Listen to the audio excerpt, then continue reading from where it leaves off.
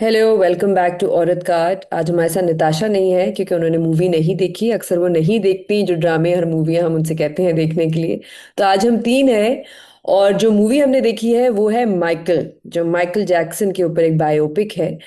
वो हम तीनों ने जाके सिनेमा में देखी और हम उस पे आज बात करना चाह रहे थे। उसके हवाले से कुछ कंट्रोवर्सी भी थी कि उसमें बहुत सी चीज़ें हैं जिसका जिक्र नहीं किया गया इस मूवी में। कुछ लोगों ने बहुत इंजॉय भी की। तो मैमल, क्योंकि मैं और आप साथ देखने गए थे, तो पहले आप बताएं कैसी लगी आपको। अच्छा, बेनजीर मुझे तो खैर बहुत मजा आया। मतलब कि मैं ये सबको इधर बताती चलूं कि मैंने और बेनजीर ने तो उस मूवी को ऐसे देखा जैसे हम किसी लाइव कॉन्सर्ट में बैठे हैं माइकल जैक्सन के, और हम्म। हमारी चीखें और साथ हम जो डांस भी कर रहे थे, मूव्स जो थी हमारी सारी इसमें वो लोग मुड़ मुड़ के देख रहे थे कि ये कौन है हाँ पीछे कि बैठी। ये किस किस्म की खवातीन है, कौन है जो इस तरह की जो है वो चीज करे। अच्छा खैर, बेसिकली मैं बताऊं कि जो मूवी मुझे देखकर एक तो ऑब्वियसली ऐसे नॉस्टैल्जिया हुआ, क्योंकि हम लोग तो we grown up with Michael Jackson's music, his music videos. उस जमाने के अंदर तो वीडियोस बहुत बड़ी एक चीज होती थी, हम्म। म्यूजिक का हिस्सा होती थी। अब तो उस तरीके से नहीं है, क्योंकि इतनी स्पॉटिफाई और ये सारी जो चीजें आ चुकी है उसकी वजह से। अच्छा, दूसरा मेरे ख्याल में कि जो माइकल जैक्सन का स्टारडम था, यानी कि मेरे ख्याल में तो वो अ, बहुत बड़े सुपरस्टार थे। और मैंने उस तरह का सुपरस्टार अपनी जिंदगी में, मेरा नहीं ख्याल कि कोई और, मुझे लगता नहीं है कि उनकी जगह इस तरीके से ले सकता है। लोग बात करते हैं टेलर स्विफ्ट बहुत बड़ी स्टार है, और भी बहुत सारे सिंगर्स की बात आजकल होती है, लेकिन मुझे लगता है कि माइकल जैक्सन को कोई रिप्लेस नहीं कर सकता है। या शायद वो एरा ऐसा था, और जो उनका म्यूजिक और उनकी डांस मूव्स और बाकी सारा कुछ जो था, जो इसके अंदर जो चीज़ें इंटरेस्टिंग थी। एक तो खैर आई थिंक कि movie was really well made. I know कि क्रिटिक्स जो है वो बहुत ज़्यादा इस पे जो क्रिटिसिज्म हो रहा है उस पर भी हम बात करेंगे, लेकिन वैसे ओवरऑल मुझे लगा मूवी बहुत अच्छी थी। फिर जो उनके नेफ्यू ने उनका जो किरदार अदा किया, उनके जो एक उनकी शक्ल भी मिलती थी, डांस मूव्स और हर चीज़ जो थी, वो एक्टिंग भी बहुत अच्छी की। उनका जो ट्रबल्ड चाइल्डहुड था उसकी भी जो है इसके अंदर काफ़ी वो दिखाया गया। ख़ास तौर पे ये कि उनके वालिद साहब जो थे वो किस तरह अब्यूसिव थे। और ये वैसे हमने देखा है कि कुछ बड़े इवन टेनिस स्टार्स के अंदर भी, क्रिकेट स्टार्स के अंदर भी हमने कुछ लोगों की इस तरह की स्टोरीज, युवराज सिंह हो जाए, सेरेना विलियम्स हो जाए, कि जिनके वालिद जो थे बड़े डिमांडिंग और इस तरह के थे, तो खैर इनके तो बड़े अब्यूसिव भी थे। तो वो चीज़ भी सामने नजर आई। फिर आई थिंक इसके अंदर जो पूरा उन्होंने ये दिखाया है कि उनकी ट्रांजिशन इन द सेंस कि वॉज अ फैमिली मैन, अपनी फैमिली के लिए उन्होंने कितनी कुर्बानियां भी दी, ये अब्यूज भी सही, सारा कुछ, अपना करियर भी उन्होंने थोड़ी देर होल्ड पे डालकर या साइड पे रखकर उन्होंने अपनी फैमिली के लिए बहुत कुछ किया। लेकिन फिर वो किस तरीके से अपने पाथ को उन्होंने ढूंढा और वो उधर आई, उसकी जो ट्रिजेक्ट्री है, जो क्रिटिक्स की तरफ से जो हो रहा था क्रिटिसिज्म, ये कि जी ये बड़ा वाइट वॉश किया गया है इसके अंदर, वो वाली कंट्रोवर्सीज जो इनसे रिलेटेड हैं, वो सब कुछ नहीं है। हालांकि मेरे ख्याल में कि जहां तक इन्होंने इनका करियर दिखाया है, क्योंकि अभी पता नहीं सीक्वल आता है कि नहीं, कुछ लोग कह रहे हैं आ रहा है, कुछ कह रहे नहीं, so we don't know, but उसके अंदर इस तरह ही एंडिंग उन्होंने की है कि जैसे शायद ये कंटिन्यू होगा। तो जहां तक का करियर दिखाया है उसके अंदर तो एज सच उनकी कोई ये वाली कंट्रोवर्सीज आई भी नहीं थी। एंड आई एक्चुअली थिंक कि जो फैंस का रिव्यू अगर आप देखें, फैन ने जितने भी इसको रेटिंग दी है वो बहुत हाई रेटिंग दी है, और ये चली भी बहुत ज्यादा, ये मूवी चल भी रही है। और उसकी वजह शायद ये है कि मूवी बहुत अच्छी थी, और मूवी हमने एंजॉय भी की। और जो पूरी उसकी जो है, एक जिस तरह मैं रिव्यू पढ़ी थी उसके अंदर उन्होंने लिखा है कि this film does exactly what it should, celebrate the genius of a man who gave us countless hits, what's wrong with giving fans what they want. तो आई थिंक कि जो इस मूवी के अंदर, खैर मैंने तो टू बी ऑनेस्ट बहुत ज्यादा जो है वो एंजॉय की। अब रीमा आप भी बताएं, फिर बेनजीर का तो मैंने जैसे आपको बताया कि हम्म। इसने तो फुल कॉन्सर्ट एंजॉय किया था फुल चीखे रीमा, मार आपने रहा देखी नहीं हमारे हाँ, साथ, आई लेकिन एम मैं sorry, I had to watch मैं बिफोर ये यू, भी आप लोग लेट जा रहे थे। मैं ये भी जानना चाहूंगी कि ये जो आप जब मूवी का रिव्यू भी जब देंगी, लेकिन ये जो कंट्रोवर्सीज हैं, क्या इसको एक तरफ रख के मूवी को एंजॉय किया जा सकता है या आपको लगता है कि ये ओवरशैडो कर जाती हैं? अच्छा, पहली पहली बात तो ये कि अपोलॉजीज, मुझे है एक ओसीडी सिमेट्री का, और मेरे पीछे जो पेंटिंग है वो मुझे टेढ़ी नजर आ रही है और कॉन्स्टेंटली मुझे ये बात बॉदर कर रही है।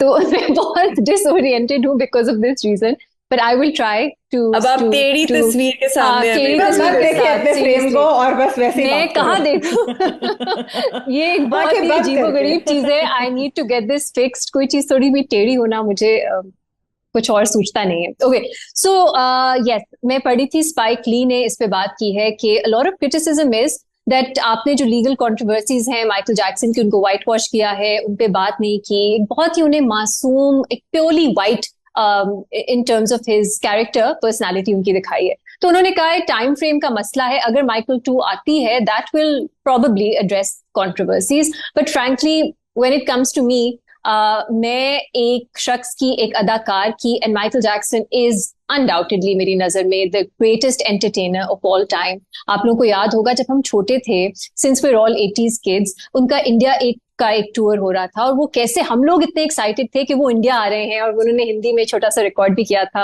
I won't try and mimic, but it's something that is etched in my memory, people were going crazy, his concerts, उसकी जो वीडियोस आती थी, लोग दीवानगी की हद तक वो एंजॉय करते थे। सो इसमें तो कोई डाउट नहीं है। मैं पढ़ी थी, किसी ने लिखा हुआ था, बिल्कुल हमारे एक दोस्त हैं उमैर जावेद ने, कि इस्माइल तारा ने 80s में बिली जीन पे एक मूव्स की थी उसकी, तो मतलब पाकिस्तान तक उसकी रीच, अब आप खुद सोचें कैसे किसी और की इस तरह की, वो जमाना भी और था, और माइकल जैक्सन जो थे इस फिल्म में जो उन्होंने दिखाया है, उनका अपना वो उतारने का जैकेट, वो पूरा जो मूव थी, मून वॉक, वो सब, I enjoyed it a lot. And मैं ऐसी एक शख्स हूँ जो एक अदाकार की कंट्रोवर्सीज साइड पे रख के उनकी आर्ट एंजॉय कर सकती हूँ। I personally don't feel uncomfortable doing it, पता नहीं क्यों, may be because I get so involved in watching or listening to what they're producing कि मुझे इतना नहीं मैं सोचती।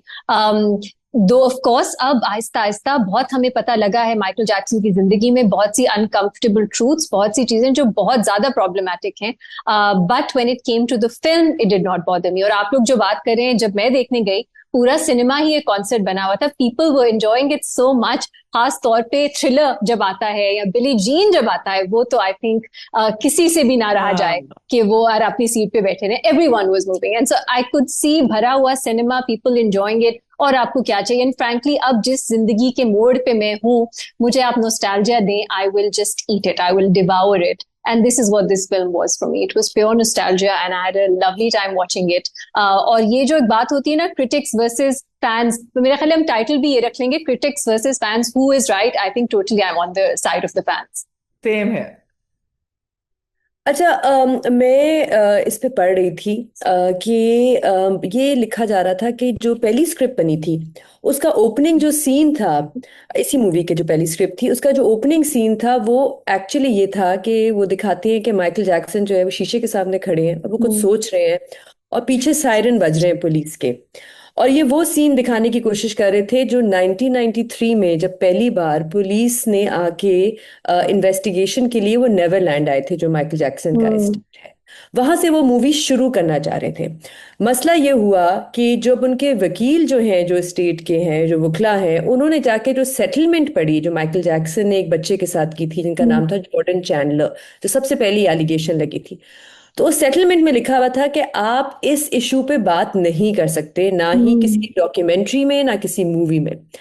तो आई थिंक जो मुझे समझ आई वो ये थी कि ऐसा नहीं था कि वाइट वॉश करने की या बिल्कुल इशू पे बात करने की, वाइट वॉश तो खैर नहीं, मैं कहूँगी बिल्कुल ऐसा नहीं तो लग रहा था मुझे कि बिल्कुल ऐसी कोशिश की जा रही थी कि इस इशू को छेड़ना ही नहीं है। लग ये रहा था कि पहली स्क्रिप्ट का यही ओपनिंग सीन था कि इससे हम शुरू करेंगे and then lead up.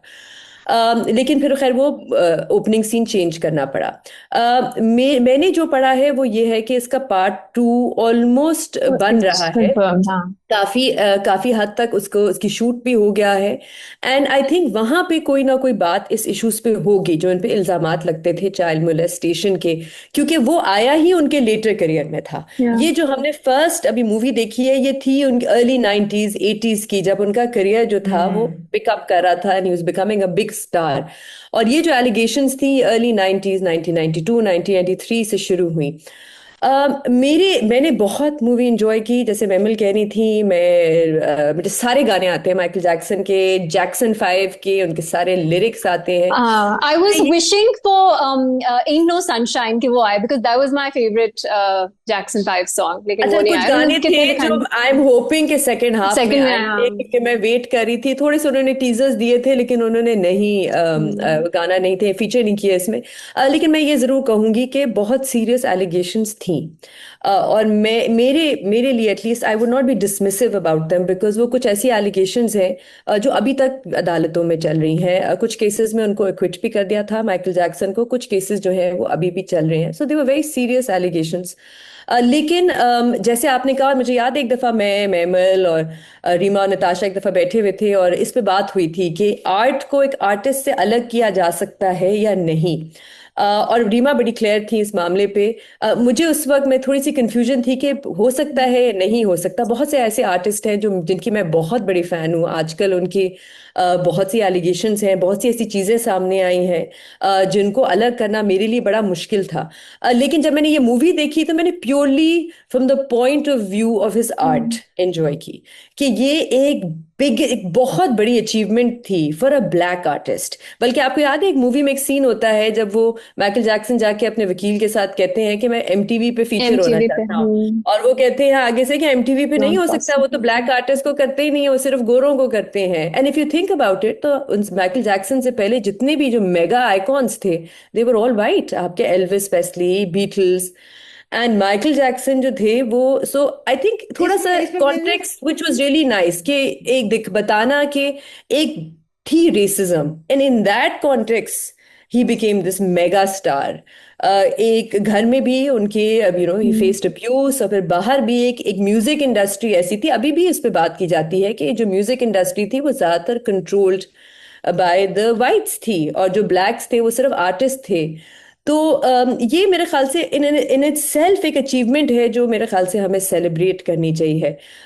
Allegations बिल्कुल अपनी जगह हैं, चल रही हैं, मुझे नहीं पता सच क्या है, असल में ऐसा हुआ या नहीं हुआ, but as an artist I think this was a great tribute.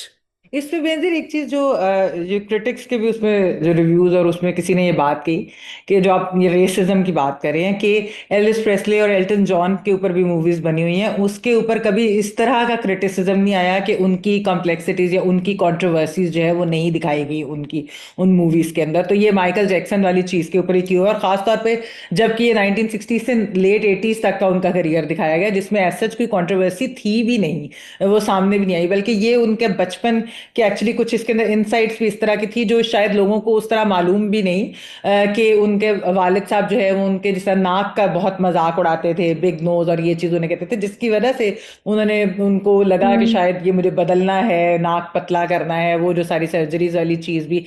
फिर ये कि उनके कोई दोस्त नहीं थे, और सिर्फ जिस तरह जानवरों के साथ इतने पेट्स, उन्होंने एक पूरा जू बनाया होता, किस तरह वो उनके साथ दोस्ती करके उन्हीं से बात करते थे, उनके साथ शेयर करते थे। फिर वो किस तरह बच्चों की जो मदद भी करते थे हॉस्पिटल्स के अंदर, और वैसे भी चैरिटी, और इस तरह मतलब काफी इस तरह की चीजें भी दिखाई गई हैं जो शायद लोगों को उस तरह माइकल जैक्सन के बारे में नहीं पता। लेकिन ये बात है, मतलब माइकल जैक्सन का फिनोमेना आई थिंक अनमैच्ड है, कोई उसको मैच कर नहीं सकता। कंट्रोवर्सीज उनकी बिल्कुल है। अब देखेंगे कि अगर सेकंड के अंदर वो इस चीज को एड्रेस करते हैं कि नहीं, और वैसे उनके ऊपर बन चुकी हैं डॉक्यूमेंट्रीज, ऐसा नहीं है कि वो सामने नहीं आई हुई कंट्रोवर्सीज को, वो ढकी छुपी चीज है। तो इसके अंदर तो आई थिंक कि उनके स्टारडम को सेलिब्रेट किया गया, या कैसे how he came to his own thing, और वो अपना फ्रीडम और इंडिपेंडेंस उन्होंने फैमिली से अलहदा होकर किस तरह लिया, फिर अपना ही chose his own path because he was so creative, he wanted to experiment with things. वो वाली चीज इसके अंदर जो है ज्यादा। I also want to just say that इस तरह की फिल्म से एटलीस्ट मैं तो एक्सपेक्ट नहीं करती कि बहुत ज्यादा न्यूआंसेस होंगे, हर कैरेक्टर को वक्त दिया जाएगा, हमें हमें समझने की अपॉर्चुनिटी दी जाएगी। Like you know the father, the mother, they are not shown as super nuanced characters, and I think that's fine. हम ये माइकल जैक्सन के लिए फिल्म देख रहे थे, वी weren't that interested, हम इसलिए नहीं देख रहे थे कि हम उनके भाइयों को समझे, और you know it was just for him, it was a celebration of Michael Jackson, and that's what I got. मैं भी कहूंगी that as at the time of recording this film इसका box office is $400 million, which makes it the second highest grossing biopic ever. So maybe it will become the highest grossing, who knows. So I think overwhelmingly fans are enjoying it, and that's really good to see. अच्छा, I think जो mammal ने बात की है which is very it's true, कि ये documentary नहीं है, ये एक ट्रिब्यूट है एक आर्टिस्ट और उनके काम के बारे में। और मुझे याद है जब शुरू में मूवी शुरू हुई थी तो वो जब गानों से एकदम से स्टोरी पे आते थे, मैं कहती थी जल्दी करें, गानों पे जाएं। तो फिर खैर anyways eventually you get used to it. But मैंने बहुत इंजॉय की, हम तीनों ने बहुत इंजॉय की एज अ कॉन्सर्ट। मुझे तो लग रहा था सिनेमा भरा हुआ था, भरा बल्कि हुआ हम था जरा यार। लेट गए हैं देखने के लिए, हम और शुरू में हर नहीं शो गए। भरा हुआ था, अगला भी और हर पिछला शो भी। भरा हुआ था एंड हर जेनरेशन के लोग थे वहां पे, लोग बच्चों को जिनको भी लाए माइकल थे, जैक्सन के हु गाने डिडंट नो। आते थे। हाँ। बिल्कुल मेरे बच्चों को सारे, बल्कि वो मेरे ख्याल से एक हफ्ते से माइकल जैक्सन के गाने सुन रहे हैं जब से वो मूवी क्यूट। देख के आए हैं। तो आप बताइएगा, आपने देखी है मूवी, आपको कैसी लगी और आपका इसके बारे में क्या रिव्यू है। एंड हमारे जो चैनल है उसको सब्सक्राइब करिएगा, लाइक करिएगा, हमें कमेंट्स ज़रूर भेजते रहिएगा। And see you next time.